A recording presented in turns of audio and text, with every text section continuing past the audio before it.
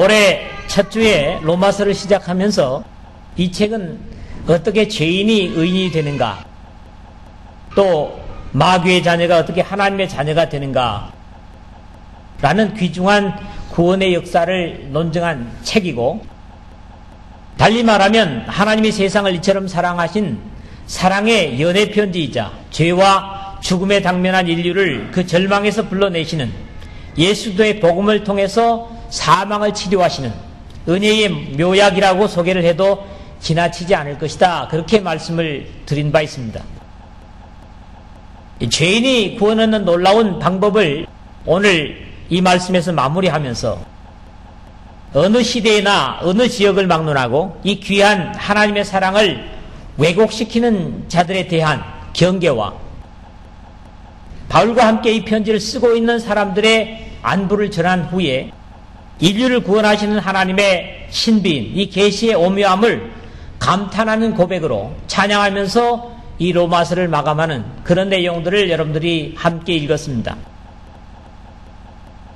오늘은 본론으로 바로 들어가도록 하겠습니다. 세 가지 정도로 역시 나눠서 생각하겠는데, 첫 번째 부분에서는 교훈을 거스려 분쟁을 일으키고 거치게 하는 자들을 살피라, 그리고 그들에게서 떠나라 하는 내용이 17절에서 20절의 말씀입니다. 예수 그리스도께서 이 땅에 계실 때 친히 하신 말씀이 누구든지 나를 믿는 이 소자 중 하나를 실족해 하면 차라리 연자맷돌을 그 목에 달리우고 깊은 바다에 빠뜨리는 것이 나으니라. 실족해 하는 일들이 있음을 인하여 세상에 화가 있도다. 실족해 하는 일이 없을 수는 없으나 실족해 하는 그 사람에게는 화가 있도다. 이렇게 마태복음 18장 6절에서 7절, 그리고 공간복음에서도 같은 말씀을 주셨습니다. 그만큼 하나님 나라를 향해 가는 천국 백성들의 앞길에 장애를 일으키는 자들에 대해서 형벌이 무섭다고 하는 책망을 주시는 것이죠. 이러한 경계에도 불구하고 1세기 당시에도, 그리고 이 21세기에도 하나님의 구원의 진리를 세상의 것과 사람의 이론과 뒤섞어서 구원 얻을 진리를 못쓰게 만드는 그런 사악한 사람들이 있었다고 하는 안타까운 사실입니다. 또 미래에도 있을 것을 말씀하십니다. 형제들아, 내가 너희를 권하노니 너희 교훈을 거스려 분쟁을 일으키고 거치게 하는 자들을 살피고 저희에게서 떠나라. 오늘 17절을 그랬는데, 이 명령은 대단히 적극적인 표현입니다. 소극적으로 그냥 두고 보는 정도가 아니라 찾아내고 처리하라고 하는 그런 내용이기 때문입니다. 이 로마서를 비롯한 성경은 지속적으로 사랑을 실천할 것을 강조하지만은 다른 편에서는 이 사랑의 울타리인 주님의 교회를 무너뜨리려는 세력에 대해서 대단히 단호함을 가르치고 있다는 사실입니다. 바울 사도는 로마의 교우들에게도 이러한 경계를 늦추지 말 것을 당부하고 있습니다. 바울이 로마 교우들을 가르친 적이 없지만 너희 교훈을 거스리는 그런 것들을 경계합니다. 여기 원문의 내용을 본다면 너희 교훈이 아니라 그 가운데 너희 배운 교훈을 이렇게 원문엔 되어 있습니다. 결국 바울이건 로마 교회를 세우고 가르친 사람이건 구원의 논리가 다르지 않을 것이라는 확신과 함께 역시 그들에게도 부정적인 역할을 하는 어둠의 세력의 도구들이 있음을 성령의 사람 바울은 의식을 하고 있다는 사실입니다. 그리고 바른 교훈을 거스리는 자들은 당연히 분쟁을 일으키고 불화를 조성해서 교회에 덫이 되게 하고 죄를 짓게 하는 그런 자들을 보초병들처럼 경계하고 멀리하고 피하라. 여기 피할 것을 당부합니다만은 피하라고 하는 말이 본래 쓰여진 의미 속에서 에클리노 그런 말인데 떠나라 또는 멀리하라 이런 표현으로 표현되고 있는 것을 우리는 확인할 수가 있습니다. 공동 번역에서 이 내용을 이렇게 번역을 하고 있습니다. 형제 여러분, 여러분이 배운 교훈과는 달리 남들을 분열시키고 죄짓게 하는 사람들을 경계하고 멀리 하시기 바랍니다. 그렇게 번역을 하고 있습니다. 다음은 이런 일을 하는 사람들이 어떤 사람들인가를 설명을 하고 있죠. 이 같은 자들은 우리 주 그리스도를 섬기지 아니하고 다만 자기의 배만 섬기나니 공교하고 아첨하는 말로 순진한 사람의 마음을 미혹하느니라. 18절에 그랬지 않습니까? 자, 이런 사람들은 비록 명목상으로는 그리스도인들이지만 사실에 있어서는 자신의 배를 섬기는 자들이라고 하는 두려운 표현입니다. 만약에 여기서는 제 자신이 좋은 것을 먹기 위해서 또는 생활을 더 편하게 하기 위해서 가르침을 변개시킨다면 여기에 경계하는 내용과 다르지 않을 것입니다. 그러나 반대로 하나님의 종들이 자신의 권위나 이익을 위한 것이 아니라면 그 가르침은 신뢰해도 나쁘지 않을 것이다. 이런 말씀이죠. 같은 경계를 바울은 나중에 로마의 감옥에서 빌립보 교회를 향해서 하면서 자기 배만 섬기는 자는 그리스도의 십자가의 원수로 사는 것이라고 그렇게 증거를 하고 있습니다. 내가 여러 번 너희에게 말하였거니와 이제도 눈물을 흘리며 말하노니 여러 사람들이 그리스도의 십자가의 원수로 행하느니라. 저희의 마침은 멸망이요 저희의 신은 배요 그 영광은 저희의 부끄러움에 있고 땅의 일을 생각하는 자들이라. 이 빌립보서 3장 18절 19절에 그렇게 말씀합니다. 배를 섬긴다는 게 뭡니까? 내 뱃속에 더 좋은 것 넣기를 원해서 모든 것들을 동원하는 아주 원색적인 표현이 바로 배를 섬긴다고 하는 것이죠. 그리고 그런 사람들의 영광은 뭐냐? 하늘의 영광을 기대하는 것이 아니라 뭐예요? 부끄러움이 있다. 그리고 하늘에 어떻게 하면 내가 하늘의 사람으로 온전할 수 있을까 하는 그런 고민보다는 땅의 일을 생각하는 자들이다. 이렇게 말씀을 합니다. 그런 방법을 위해서 저들은 진리를 전하기보다는 공교하고 아첨하는 말로 순진한 자들의 마음을 미혹해 하게 된다. 그럽니다. 이게 공교하고 아첨하는 말이라고 하는 것이 우리가 쉽게 이해하기 어려운 말 같은데요. 본래적인 의미가 뭐냐 하니까 듣기 좋은 유창한 연설입니다. 공교하고 아첨하는 말이라는 말이. 그래서 듣기 좋고 유창한 연설을 통해서 사람을 미혹한다 이런 말입니다. 말을 못하면 사람들은 미혹되지 않을 것인데 듣기에 아름다운 말재주로 사람들의 마음을 사로잡는다는 그런 의미입니다. 어찌 보면 하나님의 말씀만을 그대로 진리를 증거한다고 하는 것이 이 시대의 또 하나의 무모한 그런 도전이 아닌가 그렇게 생각을 하게 되는데, 사람들은 바른 교훈이나 진리에 관심이 없고 비록 허탄한 이야기일지라도 자기 귀에 즐거운 것에 귀를 기울일 것이라는 것이 주님의 예언입니다.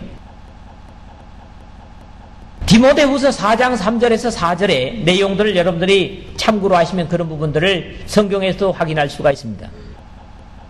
그럼에도 이어지는 당부는 이 디모데후서 4장 5절의 말씀인데요. 그러나 너는 모든 일에 근신하여 고난을 받으며 전도인의 일을 하며 내 직무를 다하라. 그렇게 말씀을 하십니다. 예레미야나 스데반은 이스라엘 사람들의 귀에 거스르는 것만을 증거해서 그에게는 감사와 칭찬 대신 돌이 날아왔습니다. 한 사람이라도 진리의 말씀을 들을 수 있다면, 단 한 사람이 말씀을 듣고 인생을 진리로 돌이킬 수 있다면 사실에 있어서 증거의 가치는 분명히 있다. 하나님의 진리를 증거하는 것이 가치가 있다. 그렇게 말씀드릴 수가 있겠습니다. 또 수억, 수천여만 원의 돈을 들여서 말씀을 증거하고 한 사람을 얻었다고 해도 그것은 사실 수지 맞는 장사입니다. 왜 그렇게 말씀드릴 수가 있느냐 하니까 한 영혼은 천하보다 귀한 가치를 가지는 것이 하나님의 말씀의 가르치심이기 때문입니다. 하나님께 예배를 드리면서 세상에서 듣는 동일한 웃음거리나 재미있는 이야기를 기대하지 마십시오. 예배에서 말씀을 듣는 것은 단순히 육신이 어떤 소리를 듣는 것이 아니라 우리의 영혼이 세상에서 먹을 수 없는 영혼의 양식을 나누어 먹는 영혼의 만찬의 시간이라고 하는 사실을 여러분들이 확신할 수 있어야 됩니다. 그렇기 때문에 이 시간에 우리의 영혼이 말씀을 취하지 못한다면 한 주간을 굶는 것이나 다름이 없습니다. 그런 절박함으로 주님의 말씀을 우리가 들어야 합니다.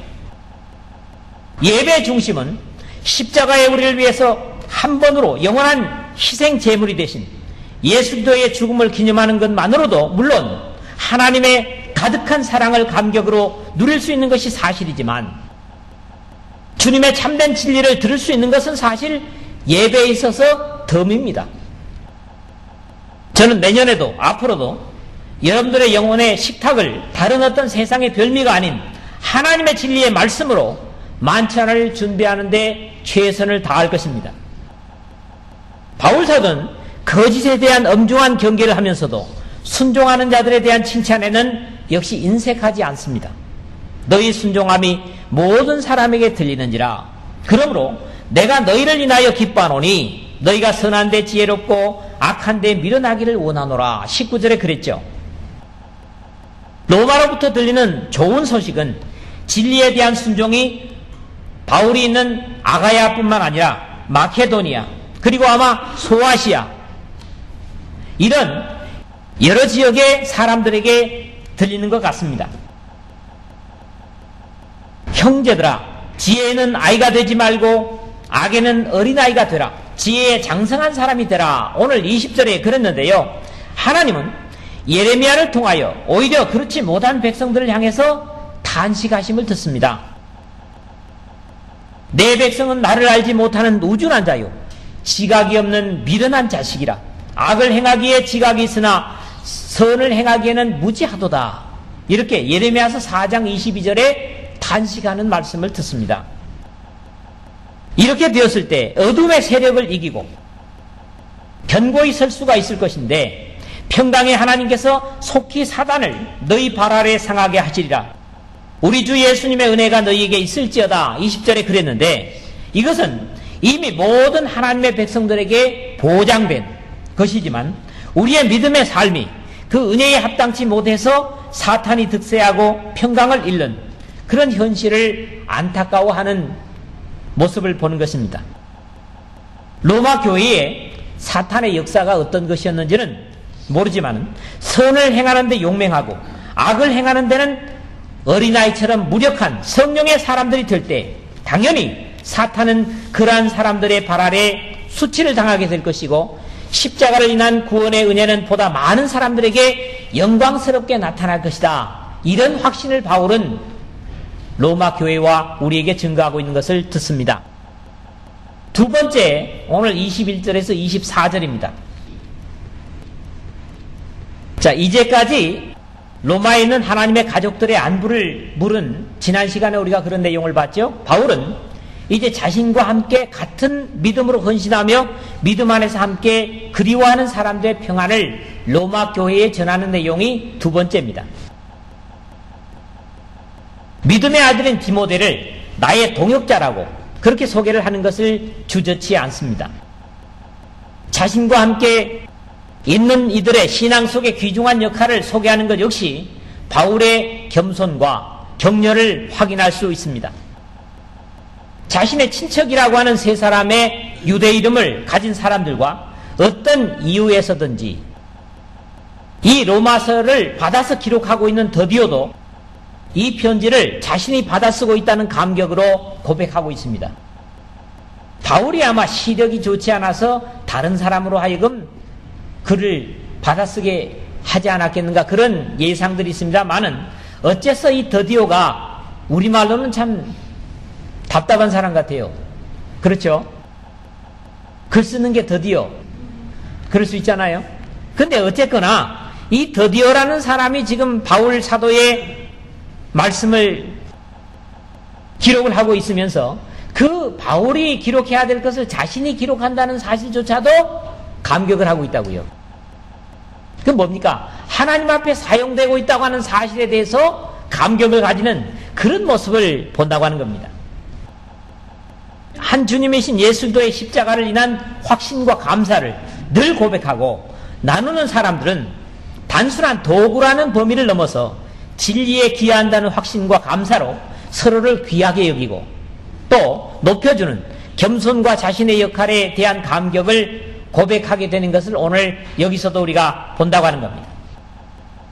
나와 온 교회 식주인 가이오도 너희에게 문안하고 이 성의 재무 에라스도와 형제 구아도도 너희에게 문안하느니라. 23절에 그랬는데 여기 거론되는 이름들이 다른 서신들의 역시 언급되는 같은 인물인 줄은 확인할 수가 없지만은 가이오라고 하는 사람은 고린도전서 1장 14절에 바울이 직접 세례를 베푼 몇 안 되는 인물 중에 한 사람이고 이 사람이 자신의 집을 교회에 모이는 처소로 제공할 뿐만 아니라 온 교회와 바울의 먹고 사는 문제를 감당하고 있는 귀중한 인물로 소개되고 있다는 사실입니다. 지난 시간에도 로마에 그런 사람들이 있었습니다만은 바울이 지금 이 편지를 쓰고 있는데도 이런 헌신적인 사람이 있다고 하는 것을 감사로 고백을 하는 것이죠.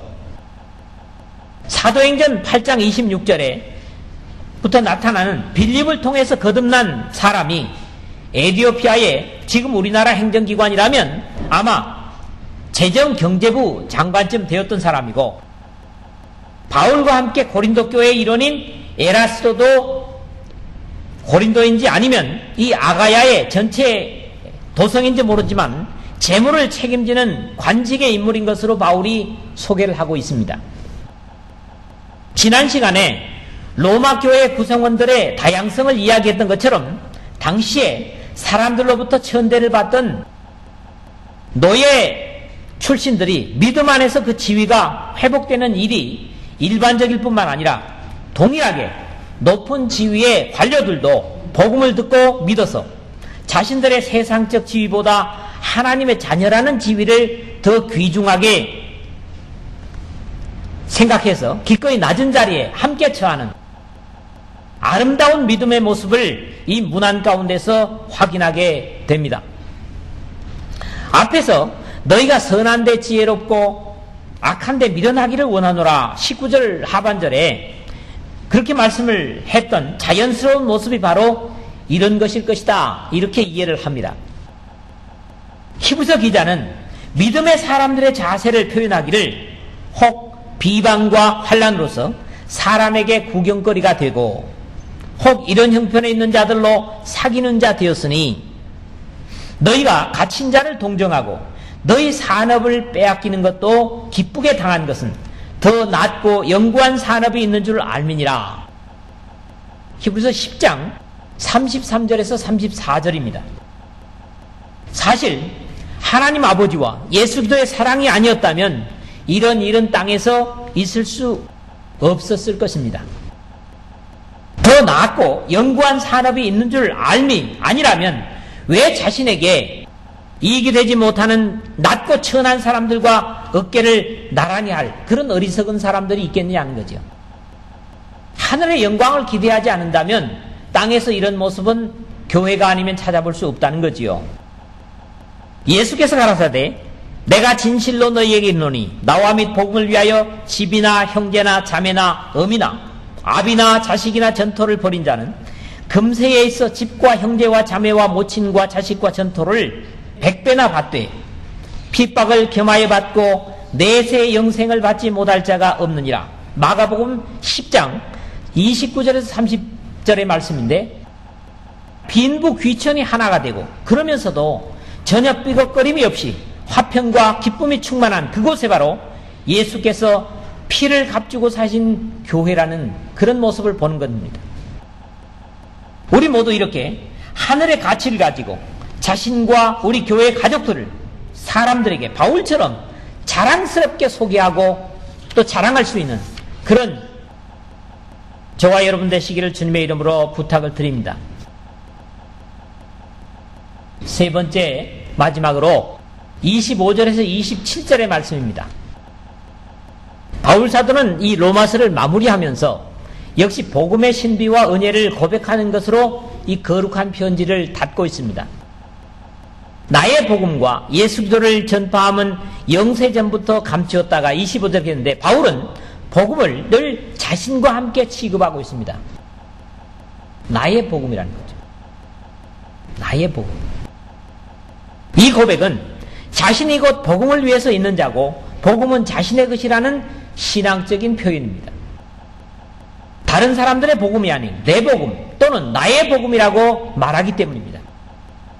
앞에 같은 로마서 2장 16절에서 곧 내 복음에 이른 바와 같이 하나님이 예수들로 말미암아 사람들의 은밀한 것을 심판하시는 그날이라 그렇게 했을 뿐만 아니라 나의 복음과 같이 디모데후서 2장 8절이고요. 내 복음을 위하여 갇힌 중에 빌레몬서 1장 13절인데요. 바울이 로마에 지금 감옥에 갇혀 있을 때도 내 복음 때문에 갇혀 있다. 이렇기 때문에 다른 생각을 하지 않고 부담을 갖지 않았다고 하는 사실을 우리는 여기서 보는 것입니다. 바울은 복음을 늘 증거할 때마다 내 복음, 나의 복음이라고 하는 고백을 서슴지 않습니다. 우리 모두도 복음을 자신의 삶과 동일시하는 그것은 즉 십자가를 자신의 삶과 동일시하는 것과 일반입니다. 우리는 이렇게 고백할 수 있어야 됩니다. 십자가가 없었다면 나는 없었다. 예, 이게 진정으로 여러분들의 고백이 되어야 됩니다. 이것이 바울이 나의 복음이라고 하는 말씀과 우리의 고백과 같은 것이죠. 오늘 나의 고백은 사실 이렇습니까? 복음이 없었다면, 예수가 없었다면 나도 없었다. 이런 고백을 강요에 의해서가 아니라 스스로의 삶 속에 모든 사람들 앞에 자연스럽게 고백할 수 있는 여러분 모두가 되시기를 주의 이름으로 부탁을 드립니다. 그런데 이 귀한 복음이 영세 전부터 감추었다가 이제는 나타내신 바 되었는데 25절 하반절에서 26절에 그랬어요. 이것은 바울이 하는 고백이지만 오늘 우리도 같은 고백을 드릴 수 있어야 한다고 저는 확신합니다. 수많은 시대에 헤아릴 수 없는 사람들 중에 오늘 나에게 복음을 알게 하신 감격을 고백할 수 있어야 한다는 말씀입니다. 아니 오늘 복음을 처음 듣는 사람일지라도 이 기회가 창세전에 감추었다가 이 시기에 내가 복음을 듣게 됐다고 하는 자체가 우연이 아니라는 거지요. 그만큼 하나님께서 나를 사랑하신다고 하는 그런 고백으로 듣자고 하는 것입니다. 그는 창세전부터 미리 아신 바 된 자나 이 말세에 너희를 위하여 나타내신 바 되었으니 베드로 사도도 1장 20절 베드로전서 1장 20절에 같은 고백을 주고 있습니다. 그러나 복음이 단순히 나를 위하여 나타난 데서 머무를 수만은 없습니다. 여기서 진행을 해야 됩니다. 영원하신 하나님의 명을 쫓아 선자들의 그로 말미암아 모든 민족으로 믿어 순종케 하시려고 알게 하신 바 그 비밀의 계시를 쫓아 된 것이니 이 복음으로 너희를 등이 견고케 하시를 25절은 그랬죠. 예수 그리스도를 전파함이 하나님의 명령이고 모든 민족으로 믿어 순종케 하시려고 영세전부터 감추어 두셨던 복음을 이제 나에게 오늘 나에게 나타내셨고 그 가운데 중요한 또 하나의 확인은 이 복음으로 너희를 능히 견고케 하실 지혜로운 하나님이라는 겁니다. 우리를 향해 세상에서 나그네 같은 삶을 살지만 복음에는 확실히 뿌리를 견고히 내리고 흔들림이 없어야 할 것을 당부하는 그런 부탁입니다. 나중 로마의 감옥에서 바울은 에베소와 골로새 교회를 향해서 같은 소망으로 또 기도로 권면하는 내용을 들을 수가 있는데 믿음으로 말미암아 그리스도께서 너희 마음에 계시게 하옵시고 너희가 사랑 가운데서 뿌리가 박히고 터가 굳어져서 세상의 많은 풍파와 경량 가운데서 내가 믿음을 지켜가는 가운데 마치 많은 태풍을 맞는 그런 나무처럼 뿌리가 점점 복음 속에 깊이 박혀가지고 이때는 어떤 세력으로 넘어뜨리려고 해도 넘어뜨리지 않는 그런 믿음에 견고한 사람이 되라고 하는 그런 기도를 하고 있는 것이고요. 그 안에 뿌리를 박으며 세움을 입어 교훈을 받은 대로 믿음에 굳게 서서 감사함을 넘치게 하라. 이 골로새서 2장 7절에는 그렇게 말씀합니다. 바울은 마지막으로 로마 교우들과 함께 하나님께 영광의 찬양을 드리는 것으로 이 복음의 편지를 끝맺고 있습니다. 지혜로우신 하나님께 예수 그리스도로 말미암아 영광이 세세무궁토록 있을지어다. 아멘. 그랬어요. 자, 우리가 어떤 말을 했든지 이 말들이 또는 우리의 표현들이 하나님 앞에 영광이 되기를 원한다고 하는 최종적인 고백이죠. 이것은 마치 예수님께서 이 잔을 할 수만 있으면 내게서 지나가게 해 주십시오. 이 고통의 십자가를 할 수 있으면 내게서 지나가게 해 주십시오. 그러나 내 원대로 마옵시고 아버지의 원대로 되기를 원합니다. 하나님 앞에만 영광이 되고 온 인류의 구원이 되기를 원합니다. 기도하시는 주님의 고백과 다르지 않은 것입니다. 주님의 교회는 진리의 바탕을 두고 진리를 먹으며 진리 안에서 성장해 가지만 자신의 배에 더 좋은 것을 채우려는 어둠의 종들에 의하여 교훈을 거스려서 분쟁을 일으키고 거치게 하는 일들이 이 세상 속의 교회에서는 같은 도전을 지속하고 있고 추수 때까지 가라지를 뽑지 않고 그냥 그렇게 자라도록 두신 데서 우리는 지속적으로 경계심을 가져야만 할 것입니다. 왜 그러냐니까 이런 일들은 우리 교회 속에서도 과거에 있었기 때문입니다. 그것들이 결국 여러분들이 헤아려 놓고 보십시오. 자기 배를 위한 것이지 하나님의 나라, 교회나 여러분들 위한 것이었습니까? 교회는 바울의 때나 지금이나 지위의 높고 낮음이 없이 예수도의 십자가에 감격하여 자신들을 희생하는 자들에 의해서 유지되고 확장되고 증거하는 일을 지속하고 있다고 하는 사실입니다. 하나님께서는 모든 민족으로 믿어 순종케 하시려고 알게 하신 계시의 비밀을 창세로부터 감춰두셨다가 예정하신 때에 성취하셨고 오늘 나에게, 오늘 우리에게 이 구원의 비밀인 복음을 나타내시고 전하심으로 부르셨습니다. 그런 이유에서 나를 사랑하시는 하나님으로 우리가 고백할 수가 있고 이 고백은 나를 사랑하신다고 하는 데서 머무르는 것이 아니라 모든 민족으로 믿어 순종케 하려고 나를 이 역사 속에 부르셨다고 하는 그런 고백으로 또한 우리의 자세를 가다듬어야 할 것입니다. 그런 이유에서 하나님은 누구보다도 우리를 사랑하셨다는 사실을 헤아리고 감격하면서 또 내가 받은 이 감격을 다른 사람에게 끼치겠다는 그런 결심과 각오로서 새해를 기약하고 고백하는 이 말씀을 듣는 저와 여러분 되시기를 주님의 이름으로 축원을 드립니다. 새해는 제가 또 어떤 말씀을 전해야 될지 지금으로서는 아직 모르겠습니다. 그러나 하나님께서 주시는 말씀을 되도록이면 전하려고 합니다. 여러분들이 다른 것도 역시 기도하시겠지만은 늘 하나님의 진리된 말씀을 듣게 해달라는 그런 기도를 위해서 또 저를 위해서 기도해 주셨으면 하는 바람을 드립니다.